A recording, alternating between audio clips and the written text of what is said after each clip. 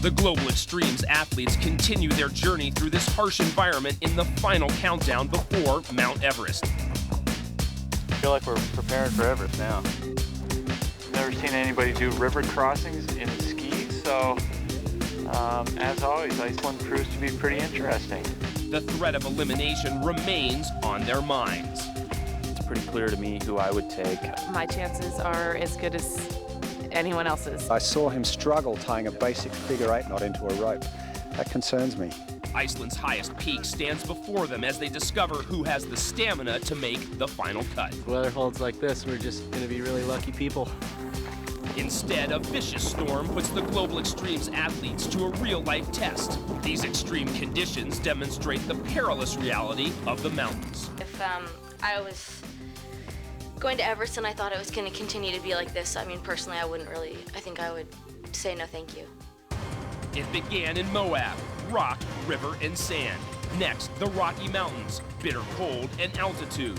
Then, the Kalahari's scorching sun, followed by Costa Rica's heat and humidity. Today, Iceland's Arctic winter will determine which 5 will ultimately have the opportunity to climb Mount Everest.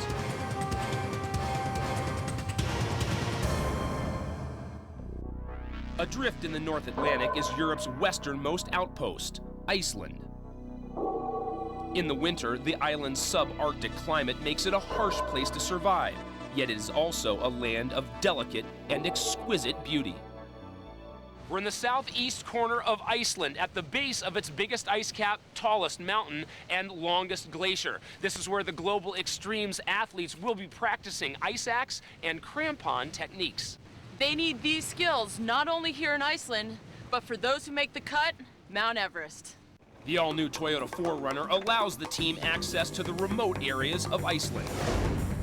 Icelandic outfitter Einar Finnsson will be assisted by guide Einar Eisfeld, who will work with Team Ama de Blom's Jesse Rickard, Petit Pinson, and Trent Young. Hallgrímur Magnusson, the first Icelander to climb Mount Everest, leads Team Lhotse with Colleen Inken, Ted Mann, and Troy Henkels. Veteran guide Jan Godi Jönsson trains Team Pomori's Jesse Haynes, Sam Gehring, and Andy Cora as they tackle the unforgiving landscape of Iceland's frozen interior. The first lesson of the day is learning how to walk on crampons. Colleen, who is usually quite experienced, struggles with her first steps. That's going to take a little while. It's definitely a new experience. I mean, look at this slope. There's hardly any angle to it, and I'm definitely challenged by it with these crampons.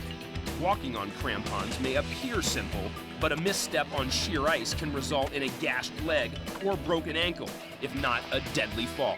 This is much more serious, and it's one step closer to Everest, so we're all taking it a lot more seriously, I think.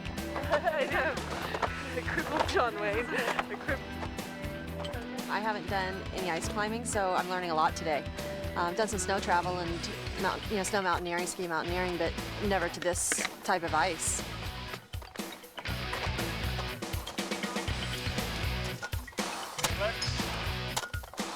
That's good. Impressive, actually. How is it, Sam? Better than the Orange River water? Yeah. The ice training is on a tongue of Iceland's largest ice cap, where the glacier meets the earth, creating a fantastic location to learn basic ice techniques. We came to Iceland for one reason, and that's ice. And there's a real excitement in the air because the athletes are learning skills finally that are specific to climbing Mount Everest. Iceland is by far my favorite place so far. It's much more akin to the type of climate I'm used to. I'm happy to have the opportunity to do some things that are a little more in my realm than running in sand. It's always a little unnerving, but that's part of the thrill. It'd probably be pretty easy to fall. I don't want to fall on this. It's good we finally are in an ice and snow environment. I think people have a lot to learn.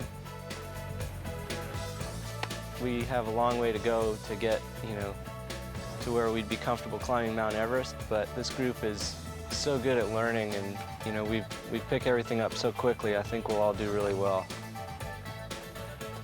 The cold and the dampness that is, imminent here seems a little more challenging. Suddenly, my fingers are frozen, and then you're fumbling with your ice screws or something like that. So it's a bit more daunting in that manner. We spot out some place here around to start on our rope technique. We will go through ice screws, anchors, self-rescue, etc. Make a little hole straight in, and just twist through. All the crevasse experience and mountain glacier experience that I've had has been strictly like compacted snow. It's not been this type of ice. The cold and ice naturally lead to thoughts of the athlete's ultimate goal.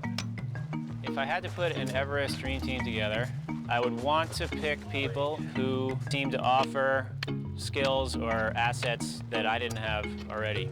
That was good, right on the edge. Lost my little footing. Because if it wasn't someone who could do that, if it wasn't someone who I consider an asset, then it would be someone who you'd be dragging along and having to explain to, who you'd almost have to be babysitting for. Some of the things that I'll try to be looking at or alert for are the standard things with anybody when I go out with new partners.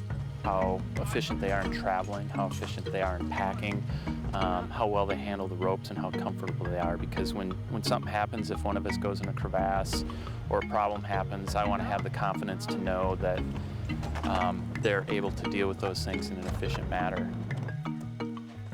I'm the remedial learner today. I've spent a lot of time in the mountains, a lot of time ski mountaineering. I've been through snow, ice, and avalanche classes. So, I have a pretty good feel for conditions and safety in the mountains. Definitely more than Jessie Haynes. Sam has some, but I don't think she has much big mountain experience. She's strong, she's decent on skis. And we'll see over the next 2 weeks, exactly what the experience level is in my new team. All right, Sam! This is the first ice seminar here, and we're starting to separate the weak from the strong. We have people like Jessie Haynes and Sam who are new to this completely, and yet they're open, they're honest about it, and they're the sort of traits that we want to see. Yep, that's it. No, you got it right. But then we have people like Andy Cora, who claims mountaineering experience, yet I saw him struggle tying a basic figure-8 knot into a rope. That concerns me. I would like to simulate a little crevasse rescue. This is a body here that we will throw down to the crack.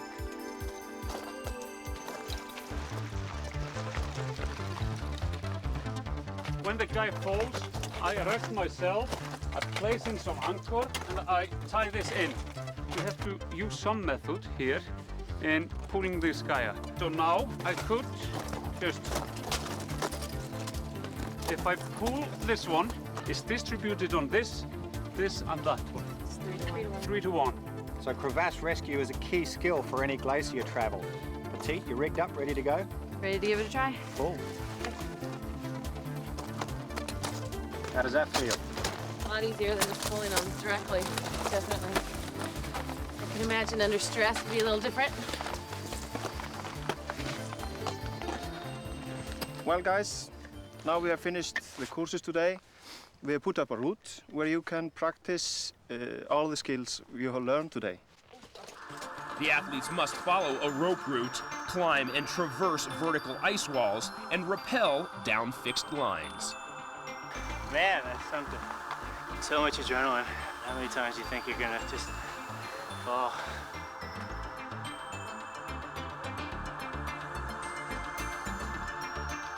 I feel like we're preparing for Everest now. A lot of these people obviously have never been to Everest, myself included, never been, to high altitudes. So, I think I've formed a pretty good idea of the people who are remaining on global extremes, and I think I have a pretty good idea, who I'd like to be roped on together with on Everest. These ice skills will be critical in determining who the global extremists eliminate after the Iceland expedition. When I entered into Global Extremes, Mount Everest wasn't my one main goal, and now it's brought it into focus, and I've always been excited about expeditions and journeys and exploring, and now Mount Everest has become a big goal of mine. The glaciers that we have been on are just spectacular, and it's probably the most comfortable I've been so far, you know, as far as this environment.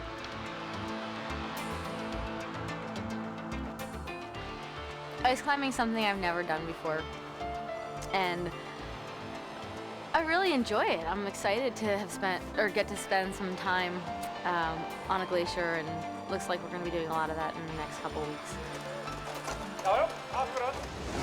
Global Extremes Mount Everest, Forerunners of Adventure, presented by the all-new Forerunner, larger, more powerful, more capable, and brought to you in part by Columbia Sportswear Company, and by Camelback. Get cool water anytime with Camelback hydration systems. Camelback, keep moving.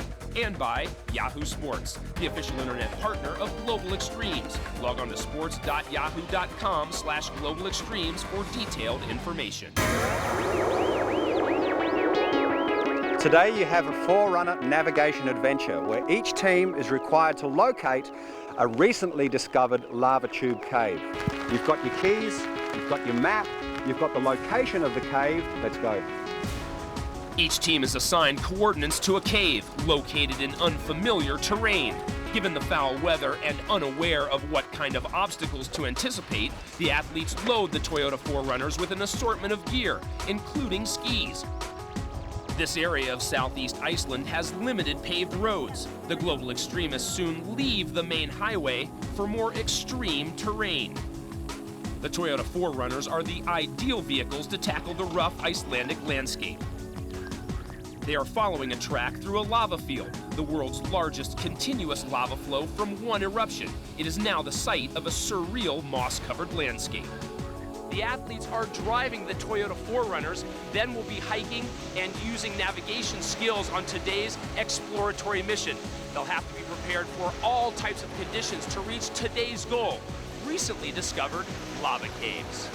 We've been going for 7 weeks now, and I'm definitely someone who tries to be in the moment and thinks that's a really important part of life, and the whole journey is why I'm here, and even why I want to go to Everest. It's not that final moment on the summit, it's every moment.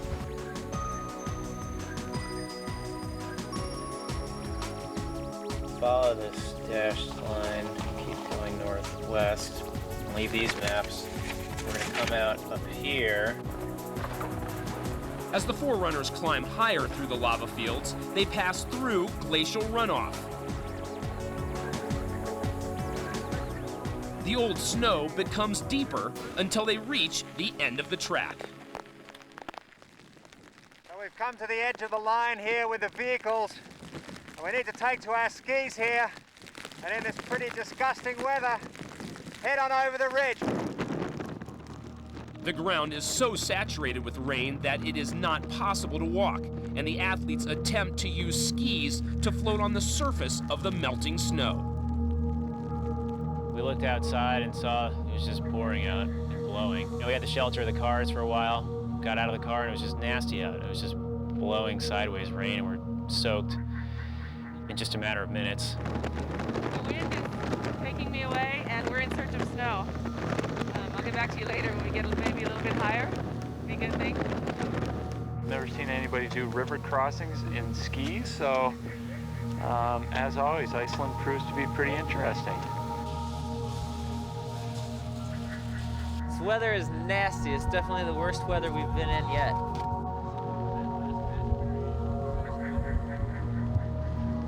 This is a new meaning to cold and wet and windy.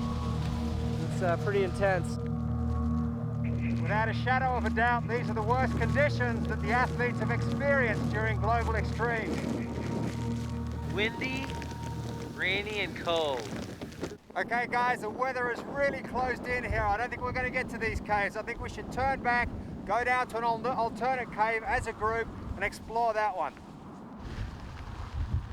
GPS coordinates are provided. and the 9 athletes set off in search of the cave. Chelsea, I think this is it. The right coordinates? Yeah. Yeah, check out the opening right Of here. course, we're right here. Right. Yeah. This is probably the one. Obviously, I knew it was going to be colder, and I anticipated a lot of snow and not as much rain. It's much more spectacular in person than I ever could have imagined. It's amazing. Oh, Jesse, that's a little overkill. You need a generator to run that one. The lava field covers 600 square kilometers. There are so many caves that some have only recently been discovered. Hopefully the cave will offer some relief from the miserable elements outside. One benefit of being short. This is the first time we actually went into the entrance of a cave that it seemed like you were spelunking and not just showing up, you know, to see 1 or 2 formations on the wall and then go to the souvenir shop and buy some t-shirts. It was, you know, it was a real cave. There wasn't a trail through there, and it was wet and cold and just pretty unpleasant.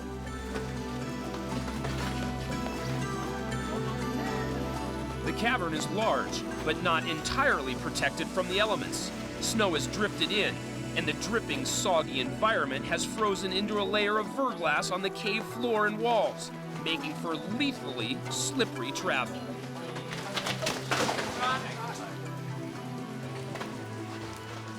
Those cold drips down the neck feel good. Spending some time in one of the lava tube caves certainly made me more curious and interested in learning some more of the geology behind how they were formed. Check out these little ice. It's as wet in here as it is outside. The permeating damp and chill of the cave provided little comfort, and spirits were low. Okay, we're going to spend the night in here or what? No? Come on. Going back to camp to dry out is a well-received concept. Daylight. Coming up, the athletes try to harness Iceland's howling winds. I can't wait to try this at skis. When Global Extremes return. Leaving the slush and snow-clogged interior behind, the 3 teams and their Toyota 4Runners make their way back to the Icelandic coast. The athletes are traveling to a black sand beach where they will practice their traction kite skills. They will be using kites on the ski expedition that will culminate their stay in Iceland. Put your harnesses on before you get the kite too far set up. As soon as you feel maximum power in the kite, I want you to grab that red safety release and pull it as hard as you can. Okay. Let go, let go, let go. Good. All right. Eric's passion for crossing ice caps has been complemented by the use of traction kites. From Patagonia to Greenland to the North and South Poles, he has harnessed the wind and been able to travel distances averaging 30 miles per day, at the same time saving him valuable energy, allowing him to exist in extreme polar conditions. Kites are tricky and potentially dangerous. The athletes learn to use them in steps. They started on a soccer field, progressed to the beach, all in preparation for the final exam, which will be on an ice cap. Troy is the only athlete with previous kite experience from the time he spent working in Antarctica. Tilt it left. You want to go right, you go right. The further you get it out in front of you, you're going to have more pull. Everybody has their different skill levels, and other teams might not have as much experience, but the experienced people might be able to bring their weak people up to par. Definitely nice to have somebody experienced on our team. It'd be fun to get on some skis, huh? I mean, it's gonna be scary fun. Yeah, you definitely want some ground handling time, I think. Yeah. I mean, I feel like I want some ground handling time before I click into some skis. There we go. Learning to use the kites takes finesse. Ted appears to be getting the hang of it. Oh yeah, and that's why it's kind of ridiculous if you're not. Whoa, cover. Okay, release the bar a bit. Okay, now release the bar. Fantastic, that's great. Now can you imagine being on skis and cruising along? Iceland is magical and sort of mystical. I mean, you come in and there are hardly any trees, and so it just seems desolate, but it's like this, I don't know, still this warmth of it, this amazing beauty. Oh, shoot. That was too much fun. Woo! It's gonna be fast. We're just getting drugged through the sand with our, just our feet. When we get on some snow and ice, we're gonna be cruising with any kind of wind. Once you get to know how to do this thing, you can generate some good speed. Woo! Look at her face, that's great. I can't wait to try this with skis. The trick is to keep the kite in the wind's power zone. If it gets too low where the wind is lighter, you risk crashing it. Ted boot skis through the black volcanic sand. It's a pretty soft landing here on the sand. I think the glacial ice might be a little bit of a harder landing. Once you learn to harness the wind's power, the sensation is exhilarating. Getting airborne is an added bonus. In an attempt to mimic skis on snow, they try for a sleigh ride across the beach. Petite and Eric give it a valiant effort.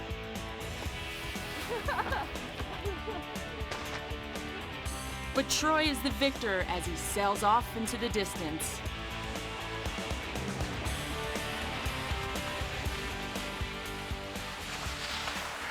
Nearby, the next Global Extremes challenge, an ascent of Iceland's highest peak. First, they must learn to pronounce the name of the mountain they are about to climb. Hvannadalshnúkur. Hvannadalshnúkur. Hvannadalshnúkur. Hvannadalshnúkur. Hvannadalshnúkur. This is with a K? You really want me to say this word? Hvannadalshnúkur. Hvannadalshnúkur. Hvannadalshnúkur. Hvannadalshnúkur. Snooker. Nuker. Nuker. Nuker. Nuker. Nuker. Yeah. Hvannadalshnúkur mountain. Wiener Schnitzel. I think it is harder to say this word than to climb that mountain. Well, the correct pronunciation is Hvannadalshnúkur.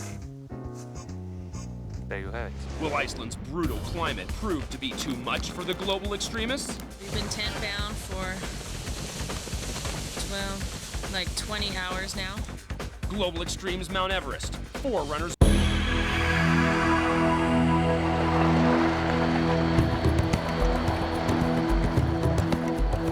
Wow. It's also deceiving when you're looking at it. Look at the crevasses right here. How blue it is. Yeah. Those are gnarly. It's just so spectacular.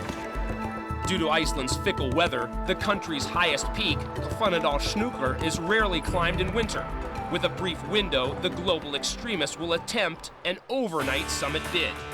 Hvannadalshnúkur is on the edge of the country's largest ice cap, rising from the sea to a summit just short of 7,000 feet. Packing was a bit rushed. It's not typically how I like to head off on an expedition. You know, just grabbing a gear list and having an hour and a half or so, but it was amusing. Wow. Got a lot of team gear in there. That is really hefty. Colleen, lighter pack? Yes. Lightest person in your group, is that a strategy? Definitely a strategy, but it benefits me a lot more than them.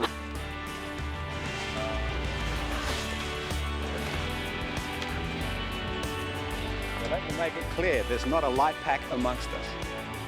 The serene beauty of Iceland belies how quickly conditions can change. The good weather lulls the athletes into a false calm and hopes for an easy summit bid. What a spectacular day we have here.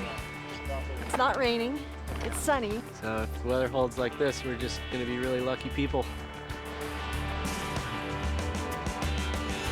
Despite Hvannadalshnúkur's relative short stature, the mountain slopes present steep and slippery obstacles.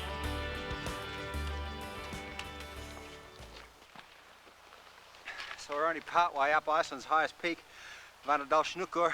We're labouring under the weight of these packs. Kind of brings home the reality of the 5 chosen athletes needing to climb 4 times higher than this peak to reach the top of the world.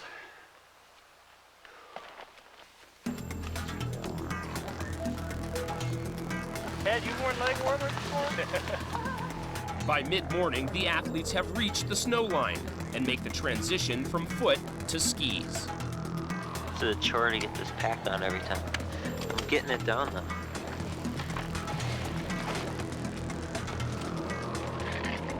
On the way up, it was a beautiful day by any standards, by Iceland standards especially, because it was completely clear and calm. And pretty much every other day that we've had here has been just overcast and rain, sleet, and just mixed weather. The hike was just spectacular. You can see the mountains up above us, and if you look back, you can see the ocean, and off to our left, you can see the glacier tongues. I think we're really lucky to have had that window of nice weather to start our climb.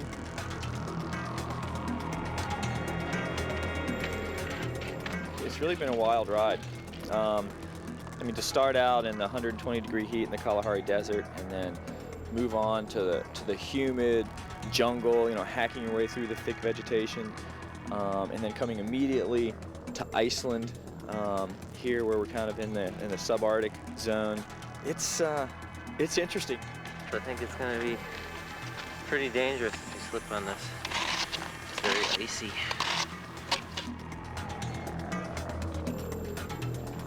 With a transition onto glaciated terrain and a deceiving layer of ice on snow that could hide treacherous crevasses, the athletes must rope up for maximum safety. You tie the prusik beforehand? Put a strap through here and make a loop.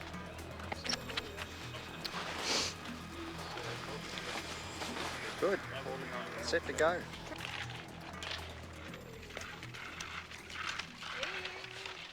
The team's rapid progress has been aided by the abnormally delightful weather, but Iceland's fickle climate has a surprise in store for the global extremists. You can feel the wind building.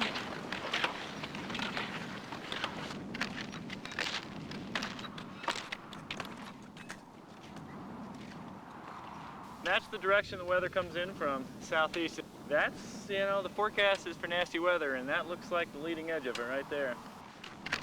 A system's moving in. You can see it right over there.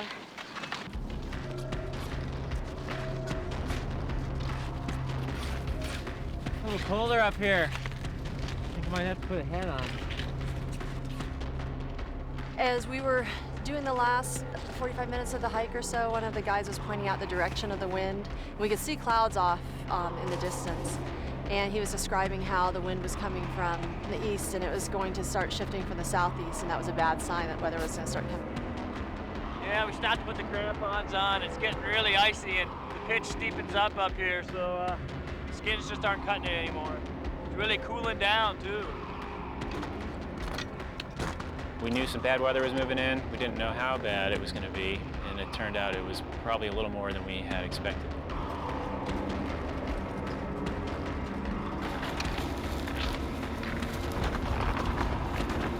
As we got up to the plateau, the wind pretty much hit us in the face at that time, and it was persistent, real steady wind. Upon reaching the massive Caldera Plateau at 6,000 feet, they set up camp. The summit for the next day will be an easy 1,000-foot climb, leaving plenty of time for a quick retreat off the mountain. Okay, let's set up some camp. Luckily, we're not very exposed here.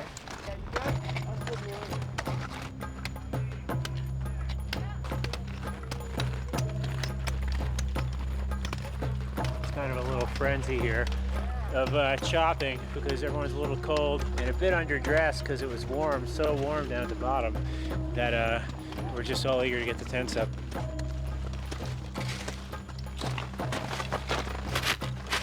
I think we all probably have a little bit of chilly feet because we had to cross some water this morning. So we want to get out of these shoes. The guide suggested that we dig a hole about 1 foot, and when we got down a foot, we realized the snow was so soft, we just kind of kept digging, and next thing you know, it was about 3 feet deep.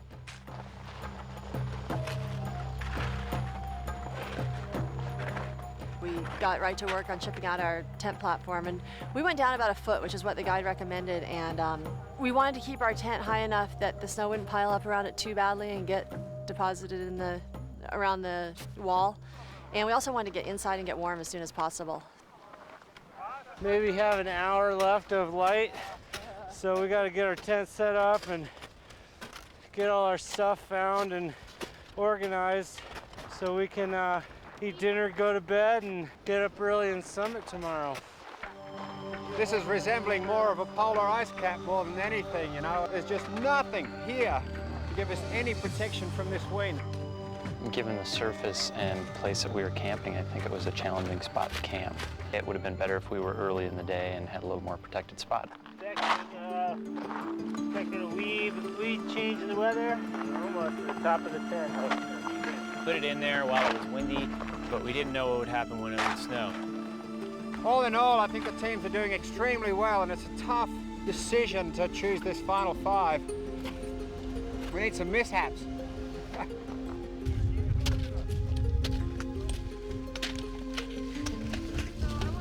I think we got a great windbreak. You know, this front's coming in here. You know, you never know. We could be here a couple days. Hopefully not. By the time darkness falls, all the teams are tucked away warmly in their tents. Wind out there today made me feel a little small, and it's definitely a little hard packed, as they would call it. It's just so nice to be in the sleeping bag all dry. It's so nice to know the hard part is over. But the hard part is just beginning. We had to just grab what we could, which were our sleeping bags and pads, and jump in other tents. Not a whole lot we can do except wait out the night until the weather gets better tomorrow. When Global Extremes return. Global Extremes Mount Everest, Forerunners of Adventure, presented by the all-new Forerunner. Larger, more powerful, more capable. And brought to you in part by Julbo, optical solutions for action sports. And by Moonstone Mountain Equipment, intelligently and creatively engineered to allow you to perform at peak levels. And by the United States Marine Corps. The change is forever. A mere 1,000 feet from the summit of Iceland's highest peak, the global extremists are pinned in their tents after a night in a raging storm. The wind's blowing like crazy, so we're all hunkered down in our tents waiting for a window. I guess we're going to possibly stay another night, wait for a window to climb the summit. Visibility was probably about anywhere from 5 to 20 feet, between 40 and 60 mile-an-hour winds, blowing snow, and it was really steady the whole time. Snow drifted in, and we just kind of all went into hibernation mode, and sitting in the tent, playing a little bit of cards, reading, sleeping. We just waited it out. Meanwhile, the tents suffer from the continual pounding of the storm. We did good by digging a hole, even though we're getting a little drifted in here. Ted and I took a little walking tour of the neighborhood. Yeah? And it seems no matter what technique was used, everybody's getting drifted in. At least we're not getting the brunt of the wind here and collapsing a side of our tent. Right now, we've got a big enough wall built up. All we're really getting is spin drift, and everything else is blowing right over the top of us. It's a snow day. A snow day? Snow day, so school's canceled today, so we should just stay right here. That's my best assessment. I don't think the summit's a very good idea. The snow and the wind are pretty much howling outside. About every hour we go out and dig ourselves out, and you could literally spend your life walking around the tent just digging out because it just drifts in as quick as you can shovel. What is this, your second time shoveling out there today? Oh no, it's more than that, I'm afraid. What did you do, 3? I've done at least 3. Nearly a full day has passed, and the fury of the storm shows no sign of letting up. We've been tent bound for, well, like 20 hours now. Relentless Iceland winds closing in on our tent. The storm continues to increase in power. Even base camp is getting pummeled.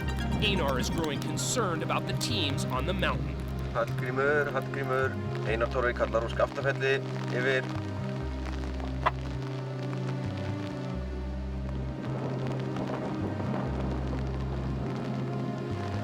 There's no answer back yet. In this area, it is known to be very windy sometimes, and the pavement of the road has been blown off a couple of times on sections. but I've seen it only once before, and that was in '84. It's a total whiteout. They had to be careful not consuming too much fuel because of the lack of fuel. Certainly the amount of fuel brought was not for 4 nights. It barely looks like enough for 2 nights. Taking little forkfuls of snow and adding them to my water bottle. If we are here for 4 more days, we're all going to be really dehydrated. Despite their anxiety, Team Ama de Blam keeps their spirits up. I think Petit has a little bit of entertainment for us. Walls of the tent are closing in, white out, hide out, bundled in black down, hunkered down. Time to rest in my little down nest. One step closer to the summit, Everest. Don't worry about a thing, 'cause every little Iceland thing gonna be alright.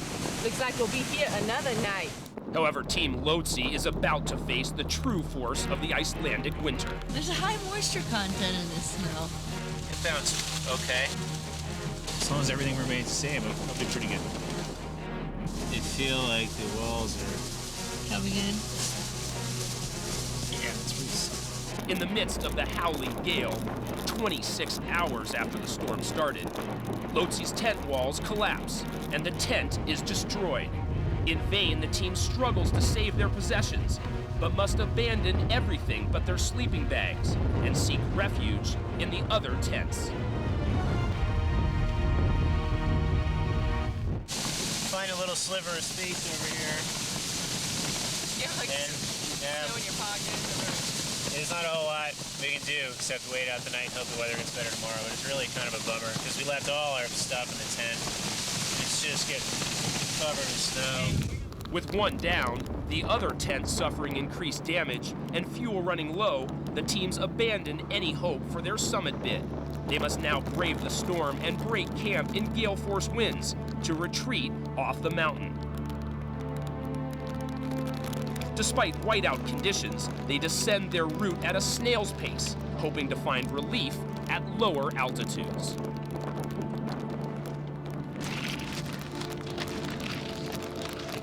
That was probably the biggest disaster that I've ever been a part of.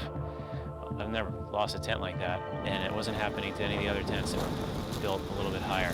So once that happened, we tried digging, and the wind and snow were winning.